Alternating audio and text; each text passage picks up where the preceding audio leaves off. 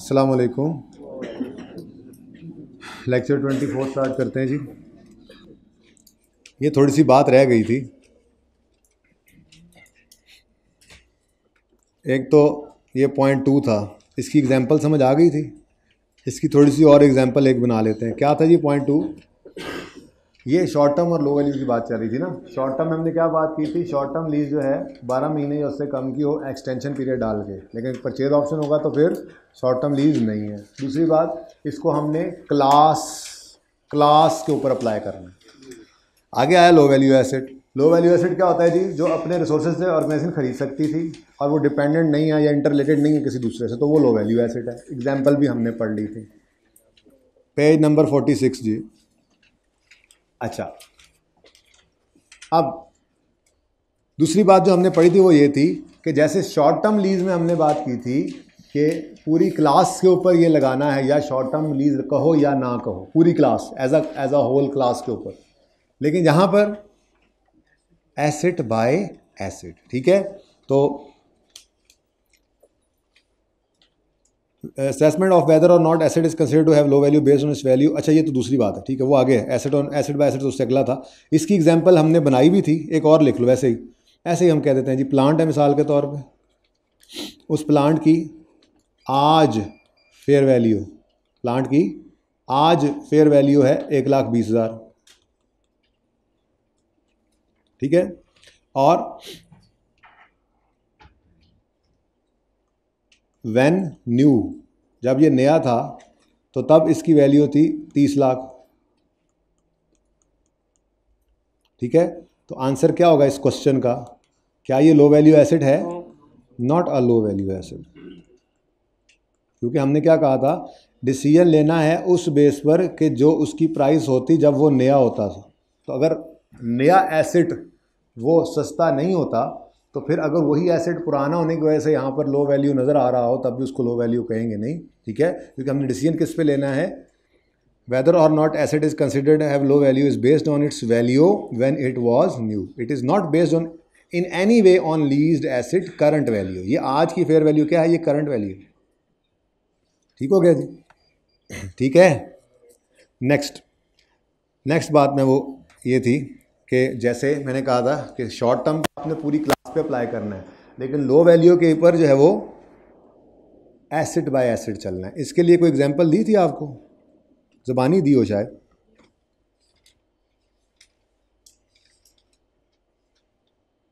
ये तो अच्छा, ये थोड़ी मुश्किल सी थी, ये ठीक है, चलो प्लांट वाली। अच्छा, lease by lease, example number 5 कर लें, पहले 4 हो गई हैं तो बाकी नंबरिंग खुद ही देख लेना यार, कोई फ़र्क नहीं पड़ता। एग्जाम्पल 1 2 3 4, ये अभी एग्जाम्पल 5 हो गई। ये असल में ना 4 और 5 एक जैसी हैं, इसलिए मैंने इसको भी 4 ही रहने देता हूँ मैं, ठीक है ना।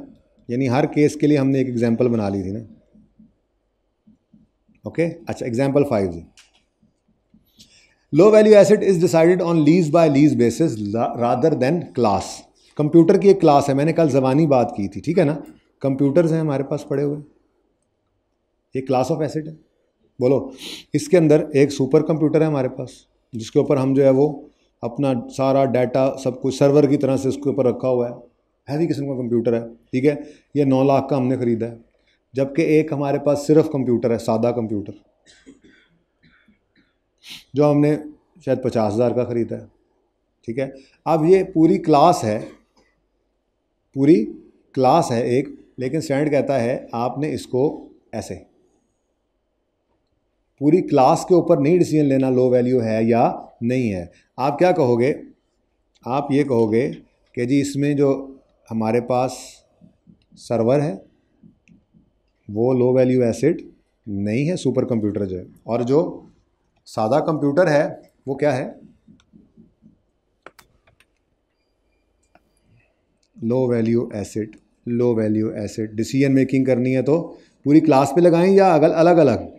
तो अलग अलग है तो सुपर कंप्यूटर लो वैल्यू नहीं है और कंप्यूटर लो वैल्यू है। जबकि हमने पीछे क्या कहा था? शॉर्ट टर्म में क्या कहा था? पूरी क्लास या तो शॉर्ट टर्म कहोगे या पूरी क्लास को दूसरी नॉर्मल वर्किंग में लेकर जाओगे। यानी कि आप इसको एक क्लास के अंदर रहते हुए एक कंप्यूटर को आप नॉर्मल लीज से भी कर रहे हो सकते हैं और एक कंप्यूटर को आप जो है वो शॉर्ट टर्म वो उसमें रिकग्निशन एग्जम्पशन वाले हिसाब से भी लेकर चल सकते हैं। ठीक है, ये एसिड बाय एसिड चलेगा। नेक्स्ट एग्जांपल बनाते हैं पहले, फिर आखिरी लाइन पढ़ेंगे। एग्जाम्पल 6, मिसाल के तौर पे एक लेसर है,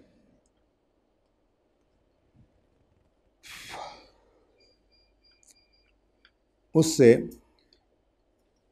एक बंदे ने एसेट लीज पे लिया, ठीक है, लेसी था, ऐसे ही होता है। लेकिन उस लेसी ने आगे फिर ये एसेट मज़ीद आगे किसी को लीज पर दे दिया। ये हो सकता है, क्यों नहीं हो सकता? इसको कहते हैं सब लीज। क्या कहते हैं जी? अपनी मर्जी से भी दे सकता है, पूछ के भी दे सकता है, ये तो डिपेंड करता है उनका एग्रीमेंट क्या है। ठीक है, ये तो उस एग्रीमेंट में देखेंगे। मिसाल के तौर पे HBL है, ठीक है, इसने पैकेजेस वालों को ज़रूरत थी मोबाइल्स की। पैकेजेस वालों ने HBL वालों को कहा कि आप हमें लीज़ पे मोबाइल दे दें। उन्होंने ये पैकेजेस वालों को मोबाइल लीज़ पर दे दिए, लेकिन इनके अपने पास भी शायद पैसे नहीं थे, तो इन्होंने लेट से स्टेट बैंक ऑफ पाकिस्तान से ही एसेट लीज़ पे लिए। यानी कहने का मकसद ये है कि HBL वालों ने स्टेट बैंक से लीज़ कराया एसेट, तो ये लेसी है। ओके, फिर इन्होंने आगे मज़ीद लीज़ कर दी मोबाइल फ़ोन्स की। ठीक है, अब एक तो है इनमें से हेड लीज़ और दूसरी है सब लीज़। एक क्या है? हेड लीज़ कौन सी होगी? ठीक है, और दूसरी क्या है? सब लीज़। तो जो हेड लीज़ है, वैसे तो मोबाइल लो वैल्यू बनता है, लेकिन अगर लेसी ने आगे इस लीज्ड एसेट को, हालांकि वो लो वैल्यू एसेट था, लीज्ड एसेट को आगे सब लीज कर दिया, तो स्टैंडर्ड कहता है कि फिर जो हेड लीज है वो not a low value asset होगी। फिर उसमें हम एसेट को लो वैल्यू नहीं कह सकते।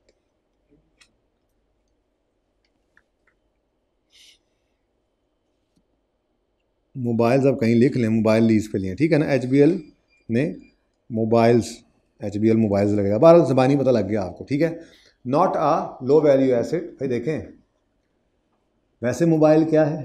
Low value. HBL ने लीज पर लिया, आगे नहीं दिया, इसके लिए क्या है? ये लो वैल्यू। ठीक है, लेकिन अगर HBL ने इसको आगे लीज पे दे दिया, अब इजाज़त है नहीं है, क्या है एग्रीमेंट, वो तो अलग बात है। स्टैंडर्ड तो दुनिया को सामने रख के बंदे, उन्होंने कहा अगर ऐसा कुछ हो किसी भी एग्रीमेंट के तहत, तो जो हेड लीज है उसमें हालांकि मोबाइल्स हैं, उसको हम लो वैल्यू एसेट नहीं कह सकते। ठीक है, सब लीज हमारे सिलेबस में नहीं है वैसे बाय द वे, और जाहिर सी बात है वो भी नहीं होगी। ठीक है, सब लीज के ऊपर वो नहीं अप्लाई करेंगे। ठीक है, अभी पढ़ लेते हैं, उसके बाद एक एग्जांपल दूसरी बनाते हैं। ये स्टेट बैंक ऑफ पाकिस्तान आजकल, और काम इनको है कोई नहीं, तो ये क्या कर रहे हैं आजकल? लीजेस ही कर रहे हैं। तो ये लेसर है, और डॉलेंस वालों ने इनसे मोबाइल लिए लीज पर। ठीक है, और डॉलेंस वालों ने ये मोबाइल आगे अपने एम्प्लॉयज़ को दे दिए, बट लीज पे नहीं दिए, यूज़ के लिए दिए। बात समझ रहे हैं? एम्प्लॉयज़ को। ठीक है, मतलब एम्प्लॉयज़ तो वैसे ही बीच में हमने लिख दिए, असल तो डॉलेंस है और स्टेट बैंक है। डॉलेंस ने स्टेट बैंक से मोबाइल लिए हुए हैं लीज पर, तो फिर स्टैंडर्ड कहता है कि ये वाली लीज जो है ये बिल्कुल एक लो वैल्यू एसेट वाली लीज है। It is a low value asset. ठीक है, ये छोटा सा कॉन्सेप्ट था, बात समझ आई? अगर लेसी सब लीज कर दे किसी एसेट को, तो जो हेड लीज है वो चाहे लो वैल्यू एसेट की कैटेगरी में गिरने वाली चीज़ की है वो, हम उसको लो वैल्यू एसेट वाली लीज़ नहीं कहेंगे, यानी उसके अंदर माफ़ी नहीं है। फिर HBL को फिर एग्जाम्शन की रिकग्निशन की एग्जाम्शन कोई नहीं है, उसे right of use debit lease liability credit करना पड़ेगा, उसे सारे काम करने पड़ेंगे जो लेसी की नॉर्मल लीज़ के अंदर होते हैं। ठीक है, क्लियर है ये बात? ओके, पढ़ो। In case lessee HBL intends to sublease the low value asset mobile, the lessee may never account for head lease जो MCB के साथ थी as low valued asset, that is the head lease will have to be recorded on balance sheet, recognized on balance sheet का मतलब क्या है, balance sheet में right off use जाएगा, even if it involves an asset that would otherwise said to have low value। ठीक है, सही है? चलिए, एग्जाम्पल्स हमने पहले ही पढ़ ली थी।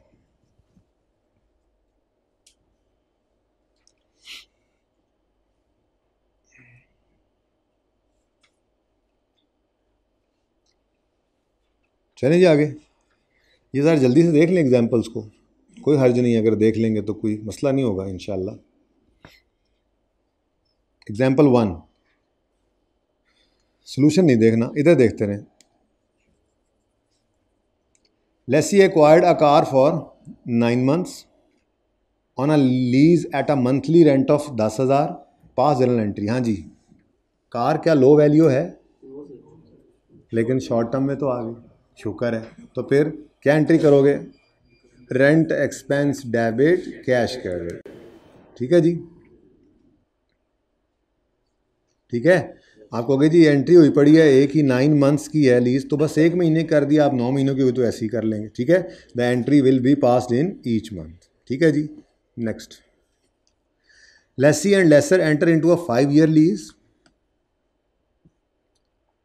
Both can cancel the lease at the end of any year. और आपको कहा था कि 12 महीने भी शॉर्ट टर्म में शामिल है, 12 महीने या उससे कम, याद है ना? इसका मतलब साल जो है वो भी शॉर्ट टर्म है।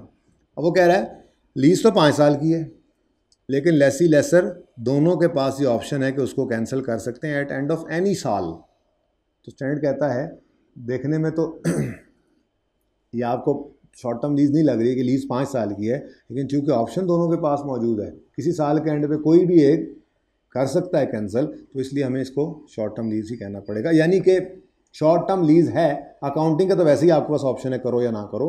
ठीक है, करना चाहो तो इसको कर लो, अकाउंट फॉर रिकग्निशन एग्जाम्पशन इसमें ले लो, write off use debit lease liability credit मत करो। बात समझ आ रही है?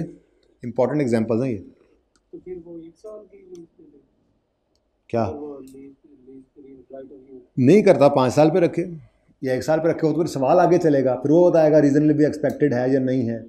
अभी तो सिर्फ छोटी सी बात की जा रही, पूरे सवाल आपने करके देखे हैं, मजीद भी करेंगे इंशाल्लाह। ठीक है,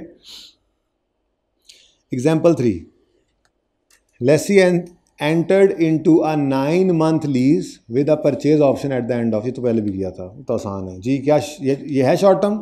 क्योंकि इसमें क्या है, परचेज ऑप्शन आ गया। 4 को छोड़ें फिलहाल, 5 को भी देख लें, 5 को भी छोड़ें। ठीक है, लैपटॉप है, ठीक है, 3 साल की लीज पे है, डिफरेंट हैं, वही गया खर्च हुआ, वही काम जो हमने किया था लैपटॉप के अंदर। ठीक है ना, 6 पे आ जाए। ये ज़रा अच्छी एग्जांपल है, छोटी सी conceptual example.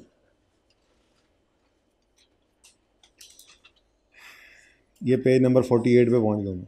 Lesi is in pharmaceutical manufacturing and distribution industry and has following leases, leases of real estate, leases of real estate, office की बिल्डिंग्स और गोडाउन्स वगैरह वो लीज पे दे रहे हैं। बोलें जी, अगर रिक्वायरमेंट क्या है, identify whether above lease assets are of low value asset और नॉट। तो पहले दोनों नहीं।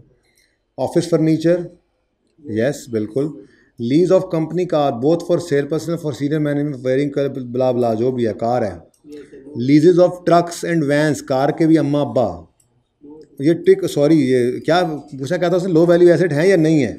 ये नहीं था, सॉरी ये नहीं था, ये उनके अम्मा अब्बा, तो फिर जब कार लो वैल्यू नहीं तो अम्मा अब्बा तो फिर बिल्कुल लो वैल्यू नहीं होंगे, ठीक है।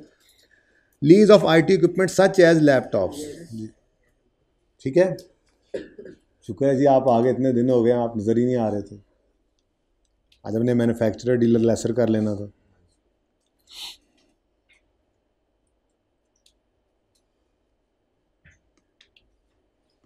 ये तो हमने कर ली थी यार, बहुत ही प्यारी एग्जाम्पल्स हैं। These 2 examples are so very beautiful.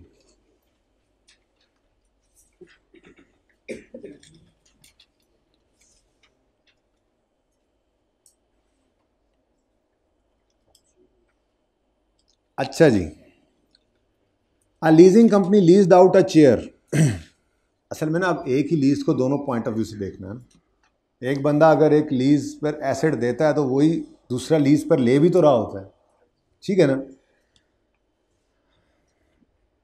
पहलवान 51 पेज पे हैं हम।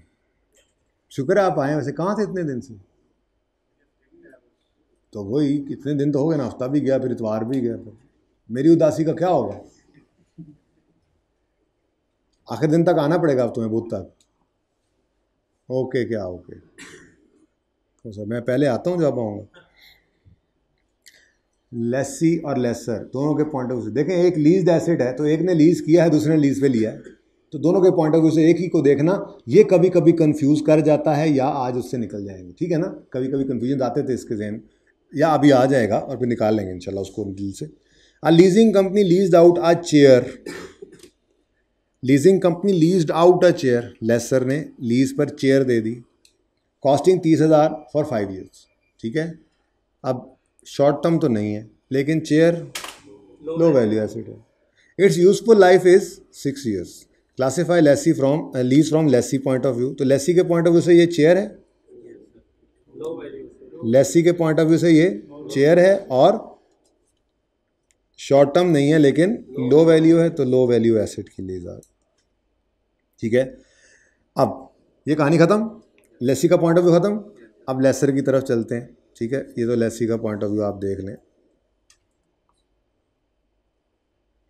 For lessee it is a low value asset, record rent expense in profit and loss, ठीक है जी। अब अगली चीज़ आती है लेसर।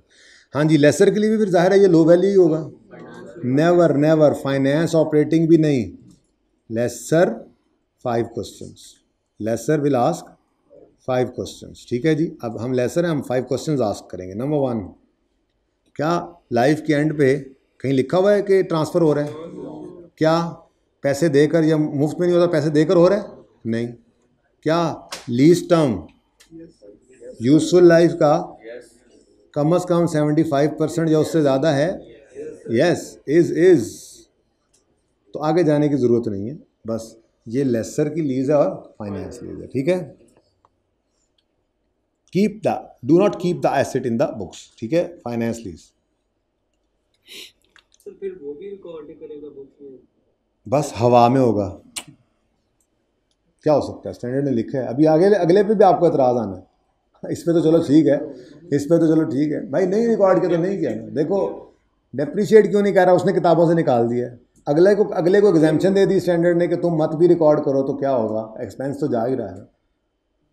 मतलब जो कॉस्ट एक्सपेंस आउट तो हो जानी ना। अब एसेट बना के एक्सपेंस ना करो, एक्सपेंस किए जाओ, मत मुसीबत में पड़ो, तो ठीक है ना। अब है माफ़ी तो है, अब ये ऐसे ही है, अब क्या कर सकते हैं, ये स्टैंडर्ड है।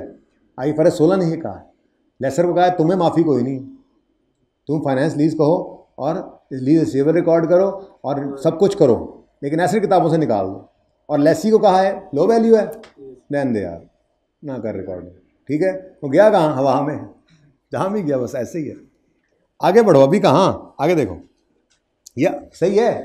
अब ये जो लिखा हुआ है, जो बोला है, समझ आ गया। अब वो एसेट कहाँ गया, इसको छोड़कर इसके अलावा बाकी सब समझ आ रहा है, बस ठीक है। 11, a leasing company leased out a car costing 3 million for 3 years. ना तो लो वैल्यू है ना ही शॉर्ट टर्म है। चलो जी, its useful life is 10 years, lease rentals are 500,000 per month, classify lease from lessee point of view. हाँ भाई, लेसी के लिए कौन सी लीज है, नॉर्मल, ठीक है। लो वैल्यू शॉर्ट टर्म किसके पॉइंट से देखते हैं? लेसी के, ठीक है। अच्छा, अब नॉर्मल है तो फिर ये क्या करेगा?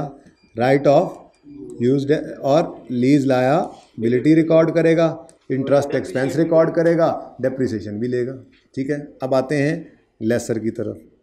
लेसर तो आपको पता है 5 क्वेश्चंस करेगा, ऐसे ही है। क्वेश्चन 1, क्या कोई मुफ्त में ट्रांसफ़र हो रहा है ऐसे? क्या पैसे देकर हो रहा है? क्या लीज टर्म यूजफुल लाइफ या इकोनॉमिक लाइफ वैसे होना चाहिए, लेकिन यूजफुल लाइफ गिवन उसी से करें तो कितना आता है? 30%? नो। आगे जी, क्या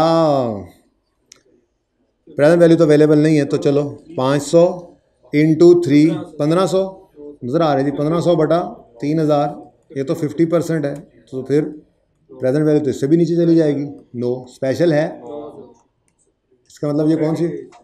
do not keep, operating lease है। Lessor do not keep the asset, तो इसका मतलब तो फिर वो भी डेप्रिशिएट करेगा, अपने पास रखेगा और डेप्रिशिएट भी करेगा। हद होगी। अब इधर इसकी ऑपरेटिंग लीज है, ये क्या करेगा जी? पीपीई के तौर पे इसको रिकॉर्ड करेगा, बस, ठीक है। बाकी वो आया कमाया वो तो जो भी है, ठीक है, रेंटल रिकॉर्ड करेगा। अब इसमें तो मसला कोई नहीं है, तो हमें पढ़ना आता है, लेकिन ये बात आज तक नहीं सोची थी वैसे, बाय द वे, ठीक है। दोनों के पॉइंट ऑफ व्यू से इकट्ठा सोचना। क्या मसला है? आप कहोगे जी लेसी क्या कर रहा है? रिकॉर्ड कर रहा है इंटरेस्ट एक्सपेंस और डेप्रिसिएशन। लेसर ऑपरेटिंग लीज है, कीप करो asset in the books and record rental and depreciation. अब आपको तकलीफ हुई कि दोनों डेप्शन रिकॉर्ड कर रहे हैं। हाँ कर रहे हैं, अब क्या करें? शायद ये पीपीई को डेप्रिशिएट कर रहा है और ये उस राइट ऑफ यूज़ को डेप्रिशिएट कर रहा है जो उसके पास पड़ा हुआ, ऐसे ही है, आप क्या कर सकते हैं, ठीक है। तो कोई अगर दोनों एंड से देखना चाहे कभी तो इस तरह के मामलात नज़र आए तो परेशान नहीं होना, बस अलग अलग रख के अपने रूल्स को जो है वो चलाए रखना। अलग अलग फाइनेंस लीज के 5 सवाल हैं, वो लेसर के 5 सवाल हैं, अगर पाँचों में से किसी एक का जवाब यस तो फाइनेंस लीज है, किताबों से निकाल दो एसेट। लीज रिसीवर रिकॉर्ड करो, इंटरेस्ट इनकम रिकॉर्ड करो, डेप्रिशिएट मत करो। और अगर सारों का जवाब नो है तो keep the asset in your किताब में, ये ऑपरेटिंग लीज है, और रेंटल रिकॉर्ड करो और डेप्रिसिएशन भी रिकॉर्ड करो। लेसी को सोचना है तो लेसर से अब हट के सोचना है, वरना ऐसे परेशान होगी। लेसी किसी भी लीज को देखेगा तो ये देखेगा कोई लो वैल्यू शॉर्ट टर्म तो नहीं है, अगर नहीं है तो फिर नॉर्मल लीज, और अगर है तो फिर याशी। ठीक हो गया? ओके। इसमें शॉर्ट टर्म तो बिल्कुल ही याशी थी ना। हाँ, लो वैल्यू के अंदर थोड़ी सी वर्किंग करनी पड़ी, लेकिन लकीली वो हमारी लेसर की ऑपरेटिंग लीज जैसी ही कैलकुलेशन वर्किंग बन गई थी, बस उसमें रुख उलट हो गया था, इंटरेस्ट रेंटल इनकम की बजाय रेंट एक्सपेंस आ गया। ठीक है। अच्छा जी, अब मेरे दिल में तो आ रही है थोड़ी सी ना, ऐसे ज़रा फटाफट रिवीजन कर लें, क्या ख्याल है? जो पढ़ा जल्दी से, लेकिन जल्दी से, ये फिर आज करते हैं इसको। लेसी,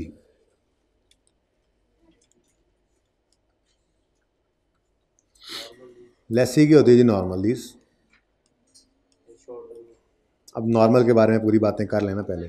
नॉर्मल होगी तो प्रॉफिट एंड लॉस में क्या जाएगा? वो जो समरी हम बनाते थे, प्रॉफिट एंड लॉस में क्या जाएगा? इंटरेस्ट और डेप्रिसिएशन। डेप्रिसिएशन एक्सपेंस आ गया राइट ऑफ यूज़ का, और इंटरेस्ट एक्सपेंस आ गया। ठीक है जी। उसके बाद बैलेंस शीट में क्या जाएगा? राइट ऑफ यूज जाएगा, लीज लायबिलिटी जाएगी, और इंटरेस्ट पेएबल। हाँ, बाइफर्केशन आप कर लोगे, इंटरेस्ट पेएबल। और अगर लेसी की नॉर्मल लीज नहीं है बल्कि शॉर्ट टर्म लीज है या लो वैल्यू एसेट की लीज है, तो ऐसी सूरत के अंदर प्रॉफिट एंड लॉस में क्या जाएगा? हाँ, बहुत अच्छे, रेंट एक्सपेंस। भाई इंटरेस्ट एक्सपेंस कहाँ से आ गया? वो तो मॉडर्न स्केड्यूल बनेगा तो मुसीबत मारा निकलेगा, यहाँ पे तो बनाना ही नहीं है। राइट ऑफ यूज लायबिलिटी कुछ नहीं करना, रेंटल रेंट एक्सपेंस। ठीक है, रेंट एक्सपेंस रिकॉर्ड करेगा, और बैलेंस शीट के अंदर हाँ वो एक चीज़ थी कि रेंट पेएबल या प्रीपेड आ गया था, रेंट पेएबल या प्रीपेड आ गया था, याद है? लो वैल्यू में आया था। अच्छा, शॉर्ट टर्म में भी आ सकता है। लीज तो हमने की थी 6 महीने की, लेकिन की थी 1 अक्टूबर को। अक्टूबर, नवंबर, दिसंबर, जनवरी, फरवरी, मार्च, हमारा ईयर एंड 31 दिसंबर पे था। अब अगर तो सारे पैसे पहले दे दिए हैं तो 3 महीने एक्सपेंस, 3 महीने प्रीपेड, सारे बाद में देने हैं तो 3 महीने पेएबल। सही है, 3 महीने एक्सपेंस और वही पेएबल। तो शॉर्ट टर्म लीज में भी रेंट पेएबल या रेंट प्रीपेड आ सकता है। ठीक है, इसको कौन आहिस्ता कर रहा है? खुद से मत करें आहिस्ता इसको। हाँ, इसको भाई इसकी ग्रिल ऊपर उठा दें और इनको 18 पे कर दें। सही है बच्चों, ये रेंट प्रीपेड या पेएबल क्या सिर्फ लो वैल्यू एसिड में आएगा जैसे कल सवाल किया? शॉर्ट टर्म में नहीं आ सकता। ये कन्फ्यूजन कभी नहीं रखना, लो वैल्यू में तो आना ही आ ही जाना ना, जैसे वर्किंग की थी। शॉर्ट टर्म में कैसे आ सकता है, मैं ये अर्ज कर रहा हूँ। हमारा ईयर एंड 31 दिसंबर 20 को होना था। ठीक है, हमने एक 6 महीने की लीज की जो शुरू हो रही है 1 अक्टूबर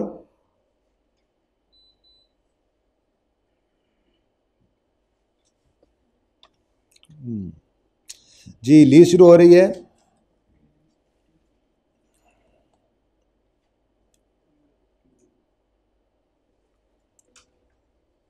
1 अक्टूबर 2020 पे। ठीक है, और ये 6 महीने की लीज है, तो इस लीज ने जाना है कहाँ तक? अक्टूबर, नवंबर, दिसंबर, जनवरी, फरवरी, मार्च, ये 31 मार्च तक। अब ये है तो शॉर्ट टर्म लीज, लेकिन हो सकता है हमने एग्रीमेंट ऐसा किया हो कि ये हम एंड पे जाके 6 महीने का किराया इकट्ठा देंगे। तो फिर ऐसी सूरत में, इस सिचुएशन में 3 महीने का प्रीपेड या पेएबल निकल सकता है। हाँ, पेएबल निकल आएगा इस सूरत में, और अगर एडवांस पैसे दे दिए हैं तो प्रीपेड निकल आएगा। तो शॉर्ट टर्म लीज में भी प्रीपेड या पेएबल निकल, ये है ना समझना, सिर्फ लो वैल्यू में निकलता है। बहरहाल लेसी की बस इतनी सी ही लीज है, खत्म हो गई। बस बाकी छोटी छोटी चीज़ें होती हैं, डेप्रिसिएशन कैसे करनी है वो अब हमने अलग अलग पढ़ रखे हैं। लाइफ यूज़फुल लाइफ पे लेंगे या शॉर्टर पे लेंगे, कब लेंगे, जी ओनरशिप ट्रांसफ़र होगी नहीं होगी। फिर लेसी के फार्मूला है जी, down payment plus rental plus PO GRV, और लेसर के केस के अंदर यूजीआरवी आ जाता है। फिर आईडीसी है, अभी तक 2 का पड़ा है। अगर लेसी की होगी तो राइट ऑफ यूज़ डेबिट ही करेंगे और उसको डेप्रिशिएट भी करेंगे, और अगर ऑपरेटिंग लीज वाली है तो उसको एसेट का पार्ट बनाएंगे, लेकिन सिर्फ लीज टर्म पे करेंगे। ये छोटी छोटी बातें ही हैं बस एडिशनल, बाकी ये मेन लीज यही है, लेसी की लीज यही है बस। लेसर की बात कर लेते हैं।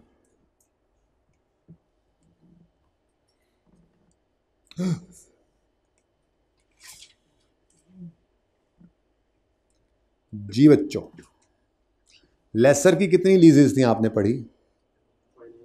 2, फाइनेंस लीज और ऑपरेटिंग लीज। अगर फाइनेंस लीज है तो प्रॉफिट एंड लॉस में क्या आता है? अब सही से बताना। इंटरेस्ट इनकम, सारे बोलो पास होने वाले। इंटरेस्ट इनकम, और बैलेंस शीट के अंदर लीज रिसीवेबल और इंटरेस्ट रिसीवेबल, और PPE, interest receivable unearned, PPE भी आएगा, अनअर्न्ड नहीं आता भाई इसमें। ठीक है ना, ये इंटरेस्ट है, ये एडवांस में थोड़ी होता है कि पहले आ गया और अनअर्न्ड है, रेंटल होते हैं अनअर्न्ड। घर जाने का मेरे ख्याल में ख्याल है तुम्हें इस वक्त, टिकट का सोच रहा है ना, देखा मैंने पढ़ लिया ना जी। उसके बाद है ऑपरेटिंग लीज। जी, प्रॉफिट एंड लॉस में क्या जाएगा? डेप्रीसिएशन एक्सपेंस और रेंट एक्सपेंस। डेप्रीसिएशन इनकम, वो रेंट इनकम होगी, ठीक है। डेप्रीसिएशन एक्सपेंस और रेंटल इनकम, एक्सपेंस बोल गया था सॉरी जी। और बैलेंस शीट के अंदर प्रॉपर्टी प्लांट एंड इक्विपमेंट आएगा, और अनअर्न्ड या रिसीवेबल रेंट रिसीवेबल या अनअर्न्ड रेंटल।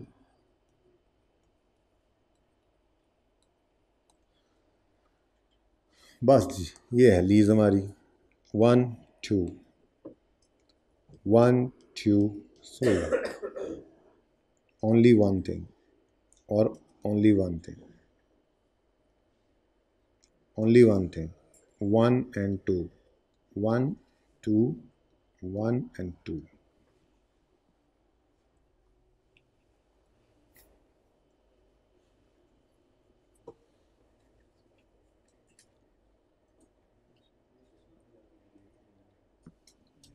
ठीक है जी, सही है। Yes sir. तो लेसी लेसर दो तरह की लीज समझ में आती है। Yes sir. पर्चे में आए तो कर लोगे, यस सर। देख लो टेस्ट कैसा हुआ। दिया था किसी ने, कितने बच्चों ने दिए? पास होने वालों के हाथ देख लो देख लो देख लो। जहन में नहीं रहा, पेपर वाले दिन भी भूल जाएगा। हाँ यार ऐसे ना करो, देखो यार कहाँ मैन्युफैक्चरर डीलर लेसर वगैरह लिखा हो। बल्कि आप छोड़ो, आप ना देखो, मुझे देखने दो डाटा, मुझे डाटा देखने दो बस। फॉरेन करेंसी शुरू करा दें, क्यों? आसान है, ये तो साइड पे लगा लें, ये उस जैसा ही है, बस साथ साथ ही चल जाएगा। 4 5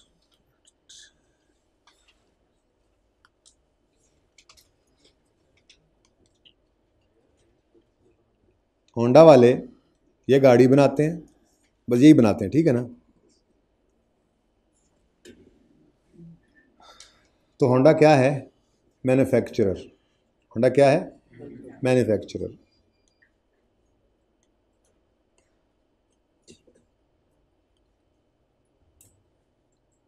अब इनकी कोई ना कोई कॉस्ट होती होगी, ठीक है, बोलो। Yes sir. ये गाड़ी बनाने की कोई ना कोई कॉस्ट होगी,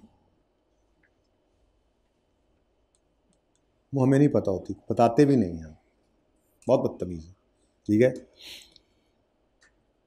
अब कोई बंदा आए और आके होंडा वालों को कहे कि हमें गाड़ी चाहिए, तो होंडा वाले क्या करते हैं, उन्हें कहते हैं अच्छा जी आप हमें लेट्स से मैं करता रहूँगा, देख रहा हूँ यहीं से हूँ, ठीक है ना, आप हमें 45 लाख रुपए दें और आप ये गाड़ी ले लें। अब इस 45 लाख को कहा जाता है फेयर वैल्यू। क्या कहा जाता है जी? इसको कैश सेल प्राइस भी कहा जाता है। क्या मतलब? अगर कोई बंदा कैश लेकर आए, कैश सेल प्राइस, तो उसको ये गाड़ी मिल जाती है।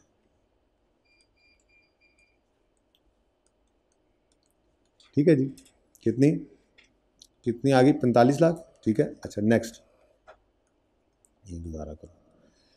उसके बाद ये तो फेयर वैल्यू हो गई, ठीक है। अब होता क्या आया है, अगर यूज़र को, बंदे को, किसी को गाड़ी की ज़रूरत पड़ती थी और पैसे इकट्ठे नहीं होते थे, जिसके पास कैश हो वो तो जाके होंडा से गाड़ी ले ले, ठीक है। लेकिन जिसके पास इकट्ठे पैसे नहीं हैं, अब वो क्या करे? तो वो जाता होता है बैंक के पास, ठीक है। और बैंक होंडा के पास जाता है, कैश पे करके गाड़ी लेता है और आगे अगले को किस्तों पे दे देता है, ठीक है। ये बात समझ आ रही है? अब एक जो चीज़ है कॉस्ट, जो होंडा वालों को पड़ी गाड़ी बनाने में, और एक है उनकी सेलिंग प्राइस, जितना वो प्रॉफिट रख के उसको बेचते हैं। ये तो होंडा वाले कर ही रहे थे। एक बैंक वालों ने काम क्या पकड़ा हुआ था कि होंडा से गाड़ी लेते थे 45 लाख कैश देकर, और कस्टमर को लेट से 53 लाख की जो आगे बेच देते थे, यानी कि उसमें कुछ इंटरेस्ट ले लेते थे, लेट पेमेंट किस्तों पे दे देते थे, ठीक है। अब होंडा वालों को ये ख्याल आया कि यार ये बैंक वाले जो किस्तों पे देते हैं, तो जिनको किस्तों पे चाहिए हो वो हम से आके तो डायरेक्ट ही ले लें। बात समझ आई?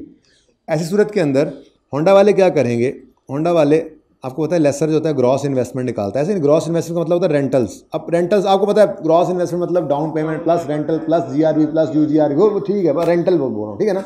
ग्रॉस इन्वेस्टमेंट निकाली और जितने भी रेंटल्स थे मिला जुलाकर 53 लाख रुपए में उन्होंने लीज दे दी। लेकिन साथ ही अब एक कॉन्फिडेंशियल डाटा भी हमें रिवील हुआ, और वो ये था कि हमें ये गाड़ी 40 लाख की बनाई थी इन्होंने होंडा वालों ने, ठीक है। इनको ये गाड़ी कितने पड़ी है? 40 लाख। अब होंडा वाले कितनी किस्म का प्रॉफिट कमा रहे हैं? एक तो इन्होंने ये प्रॉफिट कमाया जिसको कहा जाता है ग्रॉस प्रॉफिट बिजनेस से, ठीक है। और दूसरा इन्होंने इंटरेस्ट इनकम भी कमाई है, इंटरेस्ट इनकम। और ऐसा मैन्युफैक्चरर जिसने मैन्युफैक्चरिंग के साथ साथ लीजिंग का काम भी शुरू कर दिया, और जो मैन्युफैक्चरिंग के साथ बेच रहा था उस पर अलग, लेकिन जो लीज कर देगा उस लीज्ड एसेट की मद में उस मैन्युफैक्चरर का नाम हम रख देंगे मैन्युफैक्चरर लेसर। मैन्युफैक्चरर लेसर, यानी कि पहले जो लेसर होता था वो तो बैंक होता था नॉर्मली, ठीक है, लेकिन अब क्या किया, वो बैंक मैन्युफैक्चर नहीं करता, जस्ट खरीदता है और वो एक ही किस्म का प्रॉफिट कमाता है और वो इंटरेस्ट इनकम होती है, ठीक है ना। लेकिन होंडा वालों ने जब खुद सोच लिया, मैन्युफैक्चरर ने खुद सोच लिया कि किस्तों पे भी लेना हो तो हमसे आकर लें, तो ऐसी सूरत के अंदर होंडा को क्या कहेंगे हम, मैन्युफैक्चरर लेसर, ठीक है जी। अच्छा, ऐसे ही आपको पता है कि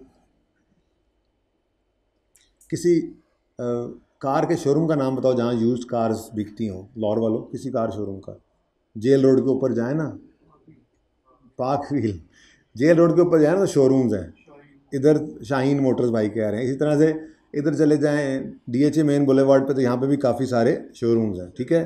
तो भाई ने एक नाम बोला कि शाहीन मोटर्स। अब शाहीन मोटर्स के पास भी कुछ गाड़ियाँ खड़ी हैं, ऐसे ऐसे अजीबोगरीब गाड़ियाँ, ऐसी होती है ना टेढ़ी मेढ़ी गाड़ियाँ, ठीक है। ये शाहीन मोटर जो हैं ये डीलर हैं जो कि डील करते हैं इन कार्स में, ठीक है जी, मंगवाते हैं बाहर से, क्या करते हैं जी, शाहीन मोटर्स ये गाड़ी मंगवाते हैं बाहर से, तो इनको भी कॉस्ट पड़ेगी, मतलब कॉस्ट उनको भी पड़ी थी इनको भी। इधर होता है मटेरियल लेबर ओवरहेड्स, ठीक है, और यहाँ पे कॉस्ट क्या होगी, परचेज प्राइस वगैरह, बस ठीक है, वो फिर डाल लेंगे हम परचेज प्राइस वगैरह, ठीक है ना, आइडिया हो जाए ना कि क्या चीज़ है, ठीक है। अब ये डीलर जो है ये गाड़ी बाहर से डीलर जो है बाहर से इंपोर्ट करते हैं, लेट से इन्होंने 90 लाख की, ज़्यादा होगी 70 लाख की इन्होंने, कोई इतनी कम इधर भी नहीं, तो देखते रहे ना ताकि एग्जाम्पल वही हो जाए, फिर आप नोट करने की तरफ ना जाए। 70 लाख की ये गाड़ी इंपोर्ट की इन्होंने शाहीन मोटर्स वालों ने, और अगर कोई बंदा इनके पास कैश लेकर आ जाए तो कैश सेल प्राइस इन्होंने रखी हुई है 90 लाख, ठीक है। अब कोई बंदा अगर इनके पास ना आए, उसके पास पैसे ना हो कैश के, तो वो बैंक के पास जाता है और बैंक से कहता है कि हमें ये गाड़ी ले दो, बैंक वाले इनके पास आते हैं, आकर गाड़ी कैश देकर ख़रीदते हैं और आगे किस्तों पे दे देते हैं और इंटरेस्ट कमाते हैं। तो शाहीन मोटर्स को भी ख्याल आया कि क्यों ना हम ये काम भी खुद कर लें, और उन्होंने कहा जिसको भी किस्तों पे गाड़ी चाहिए और बैंक की बजाय हमसे रब्ता करें, तो जो इधर आएगा उसको फिर ये ग्रॉस इन्वेस्टमेंट ही बना के देंगे ना, जिसमें रेंटल्स वगैरह होंगे, ठीक है। तो वो जितनी भी किस्तें बनी वो तकरीबन 10 लाख रुपए, सॉरी 1 करोड़ रुपए ये उन्होंने चार्ज कर लिया किस्तों में। ज़ाहिर है किस्तें बनाएंगे इसकी, हो सकता है 10-10 लाख की 10 किस्तें बना दें या 5-5 की 20 बना दें, लेकिन 90 लाख वाली चीज़ उन्होंने दी कितने में। अब यहाँ पर ये डीलर भी क्या है, दो तरह का प्रॉफिट कमा रहा है, एक तो इसका कारोबार वाला ग्रॉस प्रॉफिट है और दूसरा इसकी इंटरेस्ट इनकम। तो ऐसा डीलर जो लीज पर भी गाड़ियां देने लग जाए उसको क्या कहा जाता है, डीलर लेसर। तो आज हमने पढ़ना है यही, मैन्युफैक्चरर या डीलर लेसर और इसकी अकाउंटिंग। तो एक क्वेश्चन होगा आपका एप्पल बी के नाम से, पेज 89 पे, question number 18, page 89 question number 18, Apple B. ये आसान कॉन्सेप्ट है, मुश्किल बात नहीं है वैसे, अकाउंटिंग भी इसकी आसान ही है, मुश्किल नहीं है, you will enjoy.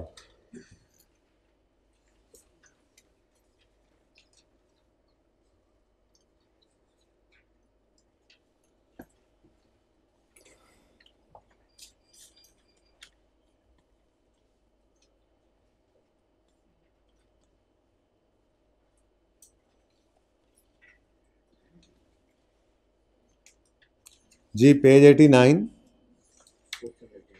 Question number 18 Apple B पढ़ें।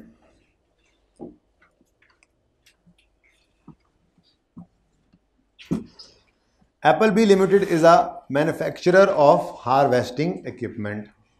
ये ट्रैक्टर वगैरह और उसके ऊपर जो लगते हैं हार्वेस्टर वगैरह और इस तरह के इक्विपमेंट वो बनाते हैं, मैन्युफैक्चरर है।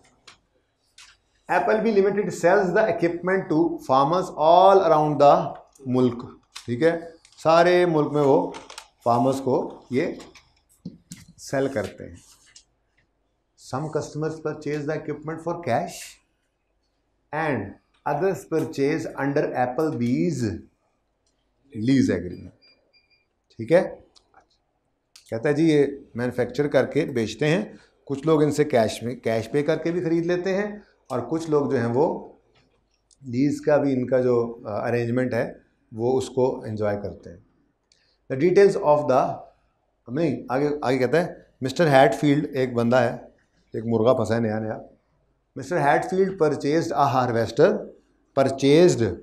हार्वेस्टर भाईजान उठा दें इनको, purchase a harvester from Apple B limited and made use of their finance lease agreement. उसने खुद बता दिया फाइनेंस लीज है, बाहर टेस्ट लगाने बाद में लगा लेना, वैसे वो कह रहा है फाइनेंस लीज। ओके, नज़र भी आ जाएगी आपको। तो कह रहा है हैटफील्ड ने एक इक्विपमेंट खरीदा है, लेकिन खरीदा किस पे है? लीज पे, फाइनेंस लीज वाले ऑप्शन पे। ठीक है, अच्छा। The details of lease are as follows. Lease period is 5 years। Lease installment of 2 lakh are payable annually in arrear. आगे वही कहानी शुरू हो गई। Fair market interest rate for the type of lease is 16.9911। The cost of Apple B limited to manufacture this harvester was 5 lakh. Apple B limited implements a markup of 28% on their cash sales. ठीक है, requirement की बाद में बात करेंगे। पहले सवाल laser का या लेसी का है? अच्छा, हैटफील्ड की किताबों में सवाल नहीं करना, जनरल एंट्रीज हमने बनानी है एप्पल बी की किताबों में। ठीक है,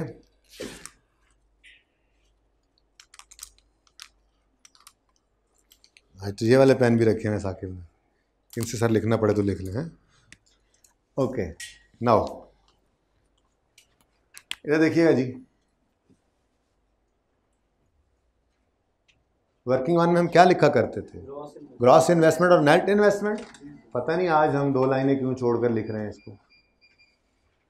ग्रॉस इन्वेस्टमेंट जो कि हुआ करती थी डाउन पेमेंट प्लस रेंटल्स, मैं कब भूलना ना गया हूँ, प्लस GRV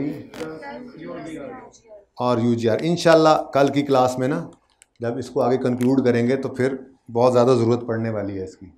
ये जो मैं प्लस UGR भी अलग लिखता हूँ, वैसे आज के सवाल में तो है ही नहीं, क्योंकि मैन्युफैक्चरर डीलर लेसर के सवाल में UGR भी हो तो ठीक ठाक मुसीबत पड़ी होती है हमें, तो इसलिए वो कल पड़ेगी।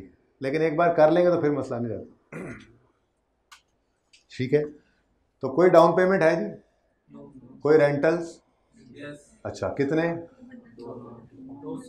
200 200,000 है ना, तो 1000 में ही आप सवाल करना है। रुपीज़ इन, यहाँ पे मैं रुपीज़ इन 1000 लिख रहा हूँ ताकि कोई भूले ना। ओके, अच्छा सुनो, एक बात सुनो सारे बच्चे। मैंने कहा आपको कि रुपीज़ इन 1000 में करना है, 2 लाइनें छोड़ दी हैं, ज़रा रुक जाओ। ठीक है, ग्रॉस इन्वेस्टमेंट और नेट इन्वेस्टमेंट निकालनी होती है हमने, और फिर हम वर्किंग 2 कर लेते हैं। और मैंने कहा था नेट इन्वेस्टमेंट से पहले भी ये वर्किंग हमें हेल्प कर सकती है, हम इसमें लिख दिया करते हैं पहले ही डेट इंस्टॉलमेंट का कॉलम, ऐसे ही है। और टेस्ट लगा लेना, उसने वैसे पहले कह दिया। ठीक है,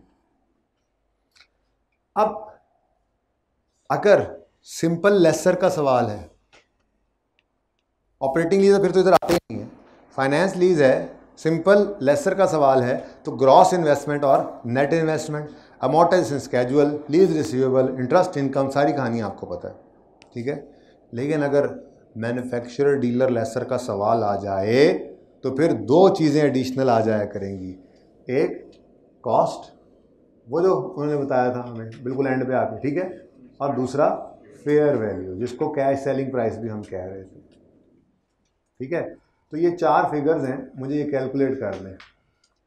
कॉस्ट निकाल दें जल्दी से, खामोशी से लेकिन जल्दी से, बस निकाल लेना, कोई मसला नहीं, ठीक है। ये 4 फिगर्स निकालें। एक हाइब्रिड आज वीरान है, दूसरे हाइब्रिड में रौनक है, उनको छापा पड़ रहा है, और फटाफट रजिस्टर्स खोल लें सारे बच्चे माशाल्लाह। भाईजान आप ना पक्की छुट्टियां कर रहे हैं इस दफ़ा, ऐसे नहीं पास होगा FAR2 भाई।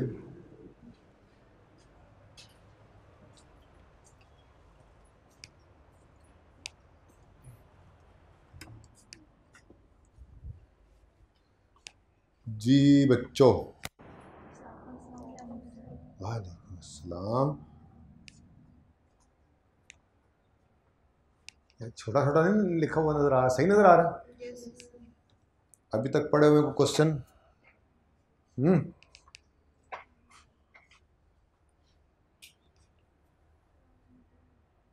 ये सही है, जितना सर ने लिखा उतना ही लिखना है, बस खुद से कोशिश करने के लिए मैंने ये टाइम दिया है। हिम्मत करें, कोई गलत कर लें, कुछ नहीं होता, रजिस्टर का एक सफ़ा आया होगा, 6 महीने बचेंगे।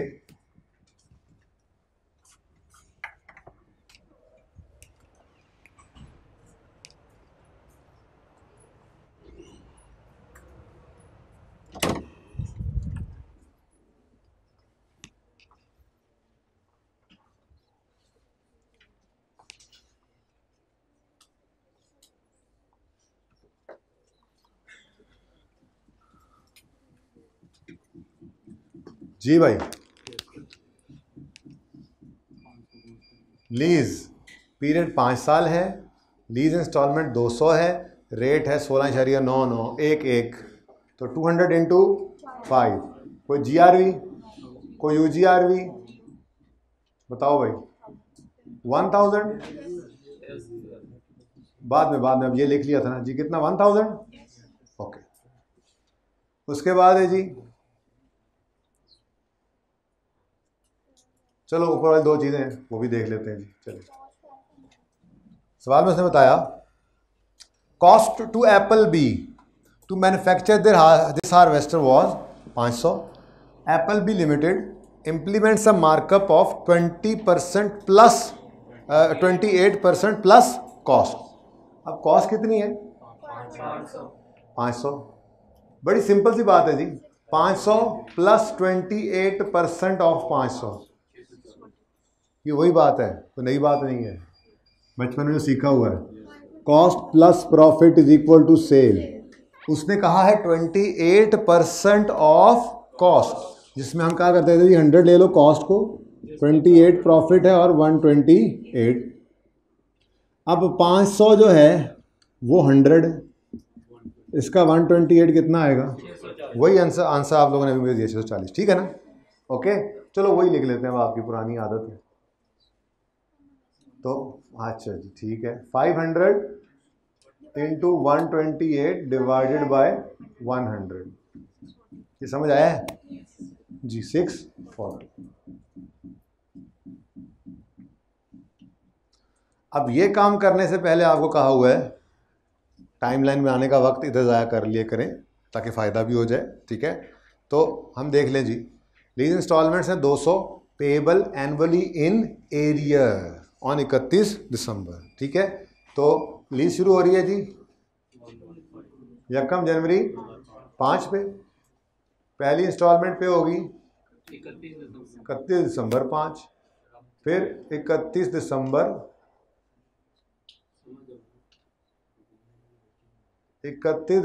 6, फिर 31 दिसंबर 7,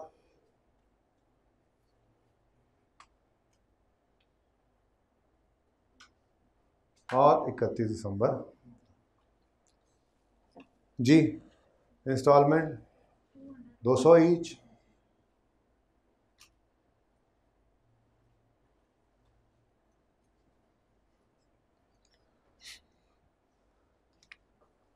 अब यहां से देखें, सेम रेंटल्स हैं, सेम इंटरवल है, ठीक है? अब इन सब को बुला लेना है 1 जनवरी 5 पे। एनविटी के फार्मूले की खसूसियत ही यही है कि वो कैश फ्लोस को पहले कैश फ्लो से एक स्टेप पीछे ले आता है। अगर एनुअल रेट है तो 1 साल पीछे ले आएगा, क्वार्टरली रेट है तो एक क्वार्टर पीछे ले आएगा, मंथली रेट है तो एक मंथ पीछे ले आएगा। जितनी पेमेंट्स पड़ी हैं इन सब को एक स्टेप पीछे ले आता है। तभी तो एडवांस वाले को हम करते ही नहीं थे। ऐसे ही है ना। ये आज शायद एक चीज़ पढ़ाऊँ डिस्काउंटिंग में, उसकी बेस बना रहा हूँ। बहरहाल ये तो हमें पता है, एक स्टेप पीछे लाकर छोड़ देगा। यानी एनुटी का फार्मूला लगाएंगे तो सारे कैश फ्लोस कहाँ आ जाएंगे? यकम जनवरी 5 पे। हम ये निकाल भी किस दिन रहे नेट इन्वेस्टमेंट? एज ऑन यकम जनवरी 2005। चलें जी, तो 200 into 1 minus 1.1699 1 raise to power minus कितने हैं? 205 माइनस 5 डिवाइडेड बाय 0.16991।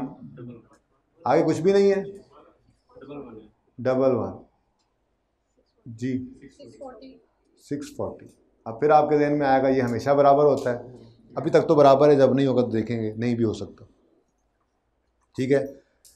और एक चीज़ वैसे आप निकाला करते हैं फेवरेट आपकी लेसर के सवालों में, unearned finance income, UFI short term हमने यूज़ कर लिया, आज आपने नहीं करनी। Unearned finance income, interest income, ठीक है जी। UII लिख लो, फिर आपने इंटरेस्ट इनकम लिखना है UFI जी। ये कैसे निकलती थी जी?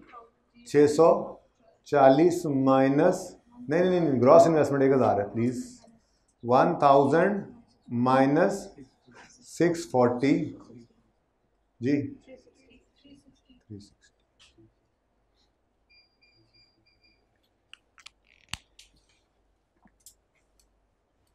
ठीक है जी।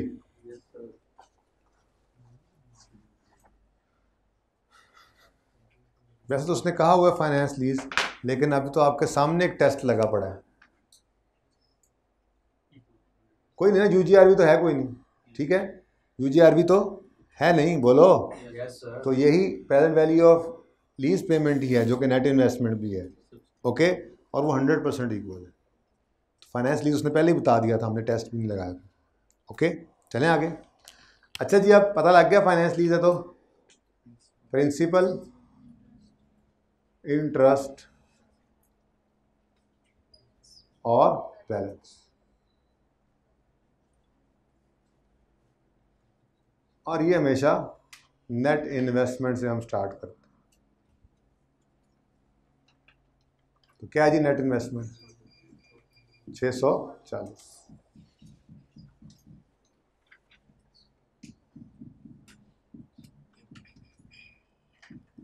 जी। हो जाए शुरू फिर। ये आ जाएगा इधर?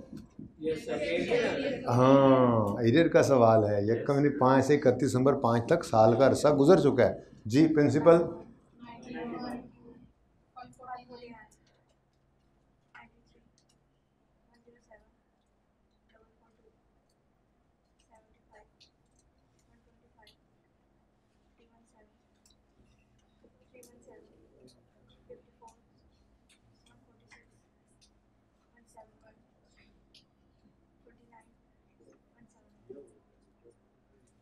कोई ज़रूरत नहीं थी आगे आने की वैसे, बाय द वे। तेरा रिक्वायरमेंट पढ़े, मैं कहा इतनी स्पीड से आ रहा है तो चलो आन दो जी। क्या है जी रिक्वायरमेंट? 31 दिसंबर 5 और 6 की एंट्रीज करनी है। तो उसूली तौर पे ये मैं वैसे जान के बिठा रहा हूँ ताकि आपको ये याद रहे कि ये टाइम ज़ाया नहीं करना पर्चे में, रिक्वायरमेंट पढ़ लेनी है। और अगर ज़रूरत पड़ी एक स्टेप आगे जाने की तो फिर एक स्टेप और बढ़ाएंगे, ठीक है। आपको याद रहे इसलिए मैं मिटा रहा हूँ। क्या बैलेंस शीट के लिए 7 चाहिए? जब बनाएंगे तब देखेंगे, फिर बनाएंगे। कहने का मकसद है कि मैंने यहाँ रिक्वायरमेंट क्या है? रिक्वायरमेंट क्या है? Prepare general entries 5 and 6, prepare note for 6 including comparative. अभी तक बैलेंस शीट कोई नहीं आई, नीचे छोड़ो उसको फिलहाल। सॉल्व द फॉलोइंग वो तो शायद कल करें। अब नोट के लिए तो मैंने वैसे ही स्केजुअल एंड तक ले गया हूँ इंस्टॉलमेंट को। नोट में तो इंस्टॉलमेंट यूज़ होती है। अब आप कहोगे जी वो अनअर्न्ड निकाल लिया हुआ है नोट के लिए, अर्न ये पड़े होंगे, एरियर का सवाल है, तो ज़रूरत पड़ेगी तो ओपन करेंगे। मैं ये कहना चाह रहा था, आपने कर लिया पूरा, अच्छी बात है, करें, पर्चे में भी ऐसे कर लीजिए। ओके, चलें जी आगे। अच्छा जी, अब आज की नई बात, आज की ताज़ा खबर, परपेचुअल सिस्टम याद है इन्वेंट्री का? नो सर, किस किस को नहीं याद? निकल जाओ क्लास, चलो चलो, क्या तुम्हारा काम है? अच्छा, देखा नहीं भाई साहब। इन्वेंट्री में परपेचुअल सिस्टम में सेल की एंट्री कौन बताएगा? कैश या डेटर डेबिट, सेल क्रेडिट, और ये 2 एंट्रीज होती थी, ठीक है। ये लिखनी नहीं है अभी इस तरह से, ये 2 एंट्रीज हैं, debtor debit, sales credit, cost of sales debit और इन्वेंट्री क्रेडिट, ठीक है। सेल ही कर रहे हैं ना, मैन्युफैक्चरर है ना, सेल ही कर रहा है ना, तो ये 2 एंट्रीज करनी है, लेकिन थोड़ी सी एहतियात ज़रा देख लें, ठीक है। सबसे पहले तो ईयर एंड क्या है मुझे ये बताएं? 2005।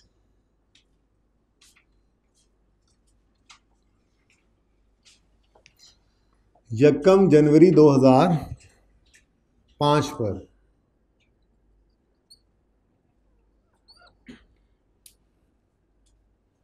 थोड़ी देर लिखिएगा नहीं please. Debtors debit, sales credit, और दूसरी entry cost of sales debit, inventory credit. ये एंट्री होती है जी परपेचुअल में, ठीक है। अब यहाँ पर डेटर का नाम काट के लीज रिसीवेबल लिख लेना। लेसन ये रिकॉर्ड करता है ना, डेटर का नाम, रिसीवेबल का नाम, लीज रिसीवेबल रखता है, ठीक हो गया। एक तो ये काम कर लेना है, और दूसरा इस एंट्री को कंबाइन करके लिख लेना है। ये आगे के लिए काम देगी, अभी तो काम चल रहा था ऐसे, कंबाइन करके लिख लेना है। ये कॉस्ट ऑफ सेल को जरा ऊपर ले आओ ताकि डेबिट डेबिट इकट्ठे हो जाए, क्रेडिट क्रेडिट इकट्ठे हो जाए, ठीक है ना।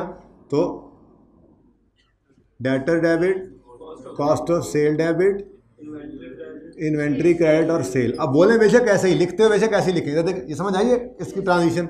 अब लिखे बेशक ऐसे ही, आप भी लिखें। हाँ जी, हमने जी मैन्युफैक्चरर डीलर लेसर है तो डेटर डेबिट एक लाइन छोड़कर सेल्स क्रेडिट करनी है, और फिर कॉस्ट ऑफ सेल डेबिट और इन्वेंट्री क्रेडिट करनी है, ठीक हो गया। फिर डेटर को क्या कहना है? Lease receivable,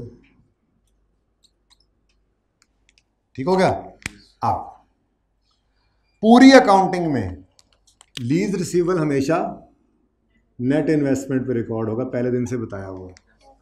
asset fair value पे रिकॉर्ड होता था, याद है? छोटी छोटी चीज़ें, छोटी छोटी चीज़ें।